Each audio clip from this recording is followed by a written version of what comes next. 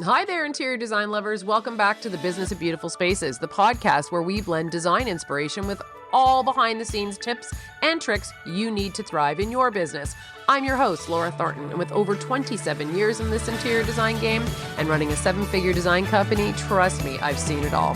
I want to be your interior design bestie. I want to help you build the business of your dreams, make more money, and yes, ditch the stress along the way. I've been doing this for a long time, and now I'm sharing my knowledge with all of you, my fellow designers and decorators. All I ask in return is that you like, review, and follow this podcast wherever you listen, so other designers can find us and learn more too. So grab a coffee, get comfy, and let's dive into making 2025 your best business year yet.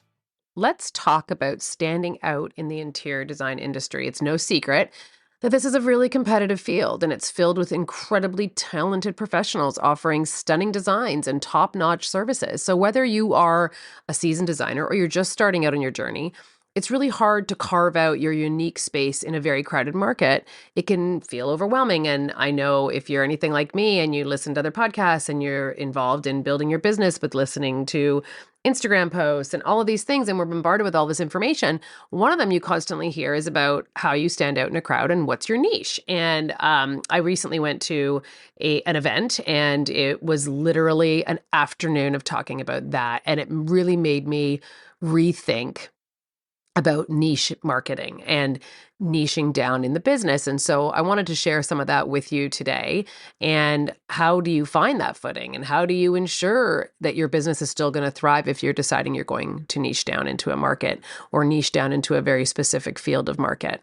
So the answer isn't about stretching yourself thin or trying to do everything for everyone. It's about honing in on the right things for the right audience. And it's about how identifying your unique strengths and leveraging them to connect deeply with a very specific group of clients who will resonate with what you're trying to be able to put on the table. And if you are enjoying something in your business more than you're enjoying something else and you're getting great feedback, that's your moment. That is the thing. That's the niche thing that maybe you should consider becoming your forefront item. So today we're going to explore the power of niching down, zeroing in on a specific market that's going to allow you to shine out as an expert. And we'll break down 6 key ways of targeting smaller, more defined markets that can not only simplify your marketing efforts, but also elevate your business and attract clients who truly are going to value what you're offering. And obviously, hopefully, fingers crossed, that will also bring you guaranteed business because you're the expert in that field. So if you have ever felt overwhelmed by the pressure to appeal to everyone, or you've struggled to define your brand in a way that feels authentic and impactful, I really think this episode is going to be for you. And by the end of the conversation, you'll understand why narrowing your focus isn't limiting, but it's empowering. So grab a notebook. Let's dive in. The challenge is basically casting a very wide net versus focusing in on a niche. Now, I'm guilty of this. When I first started my business, I took every project that came my way, literally everything. It's not that I don't know how to say no. I'm actually, in fact, very good at it, always have been. But when I started the business, I wanted to create, first of all, a sustainable business in terms of making money to be able to keep owning my own business and not having to go back and work for somebody else, but also wanted to make sure that, I was building some kind of network that hopefully would create repetitive business, which I'm very grateful that it has. But then I didn't have for a very long time any projects that were full scale turnkey projects. I was getting a lot of the same projects, which was I need a sofa and a floor plan and maybe a little bit of art over here or a little bit in this room over there. And there was never anything to actually photograph or to build a portfolio because I was just touching a little bit of every single room. And I was like, how am I going to get out of this cycle? Because then I was being referred to their friends by them saying, Laura came in and just got us this sofa and then that little bit of art. And then next year they'd come and do drapery. And I wasn't getting the ability to show A, what I was capable of, B, I wasn't able to start building a business and photographing it and doing projects that I'd love. I would just do all these little things. And eventually it's like, I have to stop this. And so this is where I think that focusing and having a niche might be helpful, but I know that's really difficult at the beginning of a business because how do you get these clients? You're not going to be able to start a business today and tomorrow get full homes. That's just not going to happen. It's not realistic. But how do we start it? Where do we start? And so after all, let's be clear, I couldn't have built this business without those projects. So I'm not trying to take those away from any of us that are doing them. I think we all do it. And in fact, if some of those clients still called me today and they needed a sofa, you never know where it's gonna go. I'm still gonna help out past clients. But if someone called me that I didn't know and asked me for a sofa, at this point I would have to say no. But after all, like, we need broader audience. So that necessarily, for me at the time, brought in more clients. So now I understand that that is not necessarily the case. And while we are casting a wide net at first, it might seem like a very smart strategy. It can start to dilute your messaging. It can stretch your resources thin. As we all know, doing that one sofa typically takes more time than doing a whole room or a whole floor of a home. And it makes it harder and harder for potential clients to connect with your brand. So, by contrast, if we are able to niche down, or by narrowing your focus on a specific market segment, it will allow you to tailor your approach. It allows you to connect deeply with your audience. It will position you as an expert in your chosen area. And even the biggest brands don't start by trying to serve everyone. They start small, built credibility with their client, and then they scaled strategically. So, I could go on forever and just make this episode all about me, which is not the goal. So I want to try and start just by giving you the 6 reasons why targeting a smaller niche can boost your interior design business. And this, again, I went to an event and there was actually 10. Some of them I didn't connect with, and I don't feel like connect with our business models of interior designers. So I'm going to give you the top 6 that I think really where we were able to. Oh my gosh, it'd be great if I could articulate this in a way that you'll understand, but because I'm clearly not conveying this really all that well. I think that some of the elements didn't relate to us, wouldn't be something that we could use, and I'm going to personally select the 6 reasons out of the 10 that were originally given, because I do think it relates best to interior designers. There we go. I was able to spit that out. So let's break them down on focusing why a smaller niche is such a game changer for interior designers. So sharper focus, stronger pitches. When you have a very clear, specific niche, everything becomes more focused, from your messaging, your social media, your service offerings. Instead of juggling multiple clients and all these personas of trying to cater to all these different niche markets and all these different people's needs, niching down allows you to zero in on a smaller group of potential clients. This enables you to deeply understand their pain points, their desires, their priorities, creating a stronger connection between you and your business and your audience. And you can do this by starting to ask yourself, which elements of your business do you enjoy the most? Is it crafting kitchens? Is it transforming outdated bathrooms? Is it styling vacation homes or Airbnbs? What elements align with your current niche? And more importantly, are they profitable? So the sweet spot lies in that overlap of what you love doing, what you excel at, and what clients are willing to pay for while you're maintaining profitability, making sure that passion meets your profitability, and then you can tailor your services and marketing efforts to reflect that alignment. For instance, let's say your niche design market is designing spaces for empty nesters who are going to downsize from their larger family homes. Your focus could be on solving their unique challenges, like maximizing storage in a smaller space while maintaining a sense of elegance and comfort. With this clarity, now you can pitch and directly address their concerns. You can have this in so many elements, from your website to social media to any chats you're doing live, any expert articles that you could write. There are so many different ways that you can maximize this. Now, also, by having this niche market, you are dealing with less vendors.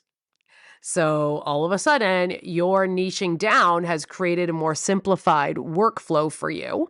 You're doing this, yes, you have to enjoy doing the same thing a little bit more often and repetitively, but your process could be extremely efficient, and your vendor list has shrunk down, which means you're dealing with the same people all the time, which means they're going to help and work for you and do things for you because you're constantly giving them business. So you can see how this starts to snowball. So then you start to have smarter spending choices. So broad marketing campaigns can be really expensive. And when you're trying to reach a wide audience, costs for advertising and testing and adjustments can add up quickly. You could be literally throwing money away. So focusing on a niche allows you to invest your marketing dollars much more strategically.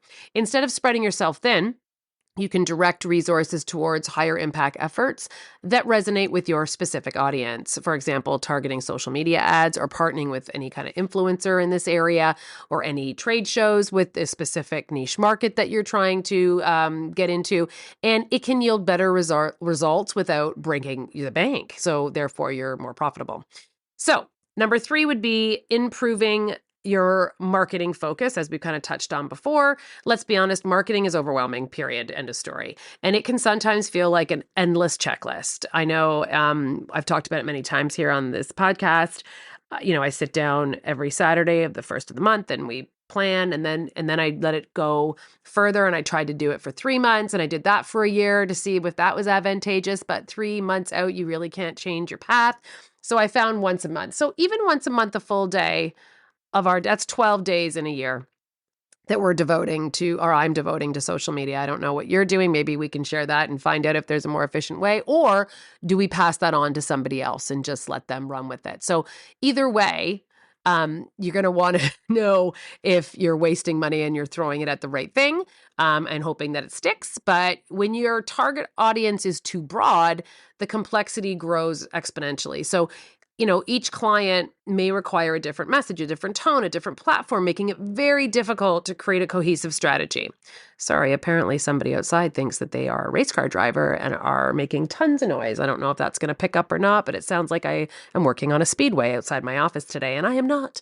But I digress. You will spend more time juggling all of these competing priorities if you're casting your net too wide, as opposed to being able to speak directly to a very specific audience. And marketing becomes not only more manageable, but also can be significantly more effective. So instead of trying to appeal to everyone, you can create a streamlined strategy that speaks directly to the needs and the challenges and the desires of your ideal client. Because we all know that educating our clients on social media definitely is the posts that seem to get the most results.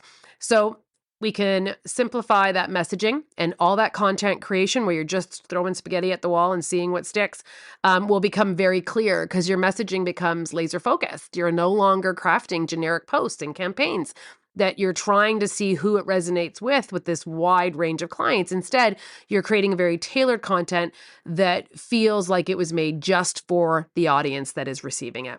For example, if your niche market is designing functional, stylish spaces for a family with young children, your marketing content might include social media posts about creating kid-friendly play areas that still look sophisticated. Or your blog articles could be about choosing durable materials for furniture and flooring that sustain young children and or pets. Videos that will showcase before and after transformations of these family living spaces and all your neat tricks that you can bring to the table. So again, by focusing on the audience, you are reducing the time spent brainstorming and creating all this content while increasing the relevance and the appeal of your message. So the efficiency and the use of platforms. Your targeted niche also allows you to focus your efforts on the platform where you think your audience would be most active. If your ideal clients are high net worth individuals, you might invest more time into LinkedIn or high-end design blogs. If your niche market is an older demographic, you might want to focus on the Facebook situation. If it is younger, you might want to be on TikTok. So these are all the things that you can now navigate with a lot more ease. And this focused approach prevents you from spreading yourself too thin across so many platforms. Instead, you can really dedicate your energy to building a strong presence where it matters most, and fostering genuine connections with your audience. And that will bring me to aligned campaigns with very clear goals. So you can see where this is going. Like, you can really start to get your analytics in line and see if this is creating more increased brand awareness. So you can set actionable niche focus goals. And I am not a marketing expert, but you can see how very quickly this starts to make you more efficient in so many different areas of your business. So there are so many other things that you can look into and speak to your website designer to have better ROI. And if you are doing paid marketing, then you can start to get those analytics directly back to see if their ROI is there. So let's move on to building trust as an expert, which is number 4. So when potential clients are searching for an interior designer, they are not looking for someone who does everything. They don't even know where to start then. So you know that they're going to Google, just like we would, interior designer with maybe they want their kitchen interior designers or bedroom. They're going to add that word. They're not just going to put interior designer in my area. I know that probably seems like that's what someone would do, but I don't think I've ever done that. I think I'm always very specific on what I'm looking for. And so if you have something very specific that you do, you are truly going to stand out for them because you're understanding their needs. And by focusing on smaller niche, you can position yourself as an expert in that area. So for instance, let's say you decide to specialize in luxury vacation homes or Airbnbs. You can create content and you can have a website that shares insight and highlights your expertise in that market. Maybe you share tips on creating cohesive indoor-outdoor spaces and or selecting high-end materials that can withstand wear and tear. So if this is your niche market, you start to build authority in that market. It starts to build trust organically, and it makes clients feel very confident in choosing you because you're the expert in that field. So number 5 is creating a distinct brand identity.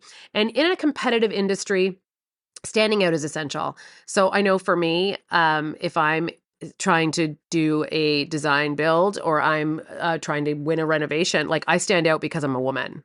I'm a woman contractor. That is not common. I don't know any others in my industry currently that do what I do. And so I know that stands out. If I am doing a bid to tender against somebody else or they call and want to discuss it, I've been told multiple times that I'm the first woman. Now, I mean, that really has a interesting take when I'm talking to other women, because they feel different when they are speaking to me about doing a renovation in their home than if it was a man. And I'm not saying something that's not true. I'm just giving you my experience. They connect with me differently. And 9 times out of 10, they're going to tell me that they didn't enjoy the experience with dealing with the man telling them how they're renovate. I'm trying to be very politically correct because I'm not trying to insult anybody. I'm just giving my personal experience so far with women who were doing renovations in their home who were on their own. They did not have a partner who was male, where they felt like they were speaking to the male or they were speaking equally with them. They were feeling like they were being taught and spoken down to, is what I've been told. So please don't judge me. I'm just the messenger of what I have been told, and they find ease when speaking to me. And that's something that I don't think I cultivated that. I think that just comes down to comfort, where their comfort. But I do know that stands out. I do know that even just in general, having a woman as the contractor can be a good thing in this situation. And I can see that for other people, that might not be something that they want at all in their home. But it does make me stand out. And in addition to that, because we're doing aging in place, that is the next element that makes us stand out, which with the baby boomers is a big thing. So people want to be in their homes longer. They do not want to be in a care facility as long as possible. So they're working on their homes to make it that they can stay there longer. And so we are finding that we have become the go-to for that in our area because we did a few of them and then it's word of mouth and everyone's the same age. And very quickly, we became the experts in aging in place bathrooms for the about 70 and up crowd. So let's move on. So I'm going to do number 5. In a creative industry, standing out is essential, as I mentioned. So that's where I am the female contractor, design build owner, and we're working on a lot of aging in place bathrooms. So those are specifically things that are making us stand out and are distinctive in the brand. And niching down allows us to define what makes that brand unique. It is not just about an offering, a service. It's about understanding the audience so that while your brand feels like it was made for them, it's not something where they don't feel like they're able to connect with us on it as well. So if your niche is eco-friendly interiors, you can build a brand that highlights your commitment to sustainability, from sourcing materials to selected vendors, and you can educate via social media and or presentations that this is not only what differentiates you from the competitors, but it also attracts clients who value those same principles. So number 6 is to start to narrow and aim high. Here is the exciting part. Niching down doesn't mean limiting your potential. In fact, it's often the opposite. Starting to narrow down focuses you and it allows you to build a really strong foundation. You get to establish credibility. and it creates success stories that can open doors to bigger opportunities down the road. So for example, maybe you start focusing on designing nurseries and children's spaces, and over time, your reputation in that niche grows. And those same clients come back to you for other projects like renovating the kitchen or updating their living rooms, or as that child no longer needs that nursery, they want you to do their next bedroom. So it doesn't mean you're stuck. It doesn't mean that this is what you're going to be here forever and always because you excel in one area, but you're positioning yourself for long-term growth, especially in that scenario where, a nursery means you're getting typically a family when they're growing, which means they have a lot more homes to buy and a lot more money to be made in the future. And if you're coming in with them at that stage, you could have a relationship with that client for up to 30 years. And in fact, that is what happened for myself. A lot of my original clients were around my age and older. And then I transitioned along with them. So I was in their first home, then I was in their next home, then I did the kids' bedrooms when they were babies. Then I did it when they were older. Now I'm doing it when they're teenagers. Now they're out of the house and they're downsizing. So I've moved along with my clients and they have become a big part of what has built this business. Absolutely. But also I've become part of their lives. Like they don't do anything without calling us. They would never buy a piece of furniture without calling us. They would never, drapery, they would never do any of that without calling. And in fact, they'll say, Laura, I would never make any choices. You just make it happen. And because we've grown with them and because we know them so well, our jobs have gotten easier because we know what they like and we know what their style is. And so you can move your clients along with you and you could start building these relationships along with you building your business. So moving forward, how do you find your niche?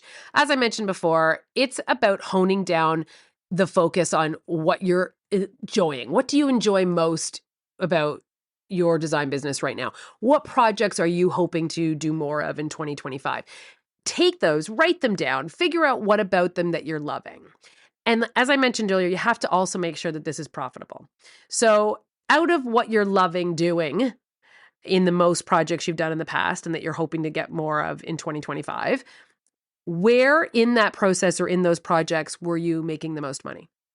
Figure that out because that's the sweet spot. That's the spot where you're going to know where you need to be and what's going to allow you to make money and what's going to allow you to have a profitable business. So you need to figure that out. And then you still want to be creative and you still need a business to flourish. So that difference between scattering your efforts across a wide audience and investing your time and energy into a specific group will truly give you the value of what service offerings you're going to maintain and what you're going to move forward with. So a well-defined niche empowers you not just to stand out, it will help you refine your services and you'll connect with clients who are the perfect fit for the overlap in your current jobs and projects that you want to continue on doing. So also reflection, I think, really helps because I know I've have projects where I thought they were going to bring me a lot of joy and I ended up loathing them. And I have projects that bring me a great amount of joy and I didn't expect it. So you do want to sit back and reflect on those projects and make sure that you are going to have an overwhelming feeling of energy and eagerness to do more of those. Now, of course, it's still are running our businesses. We always have moments where we think, why the heck am I doing this? That's still going to happen. I'm not saying it's going to be like sunshines and rainbows the rest of the time.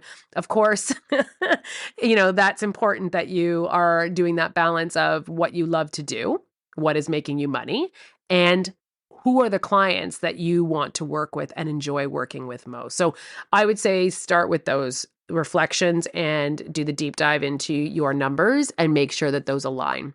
And then you're going to create and craft a unique value proposition. So once you've identified that niche, focus on what sets you apart, what unique value you bring to the table. And for example, do you have specialized specific knowledge? Like, we talked about sustainable materials, or maybe it's smart home technology. Maybe you're going to tackle that element of it.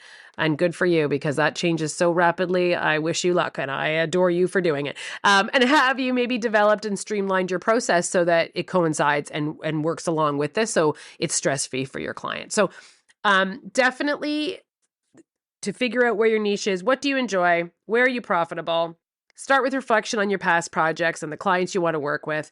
Make sure that your process is in line so that way you're lined up already if you're going to start focusing on this niche with your marketing in 2025, that you have something already set up within your business so that your value proposition starts to have a foundation right from the beginning. Okay, so lastly, building relationships, not just leads.